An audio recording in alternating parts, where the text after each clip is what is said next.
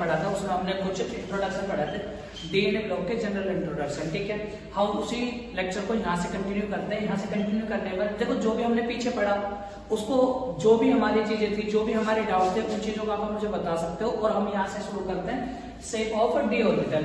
तो जो D orbital की शेप होती है बेटा वो होती है डबल डबल शेप होती है। ठीक है बेटा, उसी को हम डेजी लाइक स्ट्रक्चर भी बोल सकते हैं, फोर लीफ क्लोवर स्ट्रक्चर भी बोला जाता है। ठीक है, अब यहाँ पर क्या होता है कि जो हमारे सभी डी ऑर्बिटल है उनकी स्ट्रक्चर डबल डबल नहीं हो सकती। उसमें से एक एक्सेप्शन आ जाता है हमारे डी जेड स्क्वायर, जिसकी शेप क्या होती है, उसकी शेप होती है हमारे डोनेट शेप विद उसके पास दो लोब होती है। ठीक है बेटा, देखो हम पढ़ भी लेते हैं एक बार, देखिए with the assumption of the dz square orbital which look like the donut with a lobe above and below। ठीक है, dz स्क्वायर की जो हमारी शेप होगी वो कैसी होगी हमारी, वो होगी डोनेट शेप।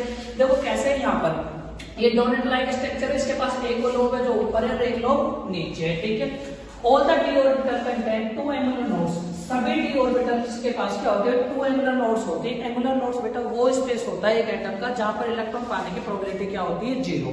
ठीक है, यानी नोड के अंदर इलेक्ट्रॉन पाए नहीं जाते। अब हमारे शुरुआत के हमारे पास वो कौन कौन से ऑर्बिटल होते थे, डी ऑर्बिटल की बात करें तो डी एक्स वाई, ठीक है, D Y Z, D X Z. ठीक है, इन शुरू के 3 ऑर्बिटल को बोला जाता है T2G ऑर्बिटल। ठीक है बेटा, एक और ऑर्बिटल होता है हमारा T D Z, T D X square, Y square and D Z square.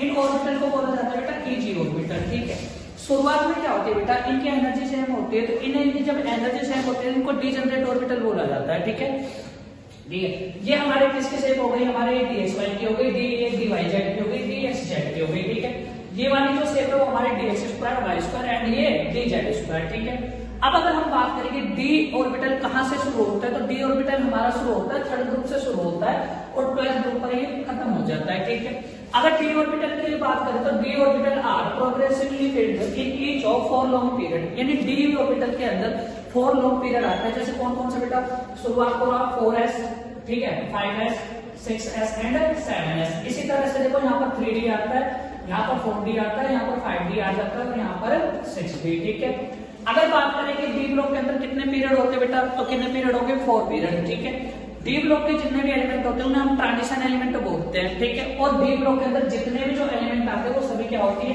Metal होती है। ठीक है बेटा।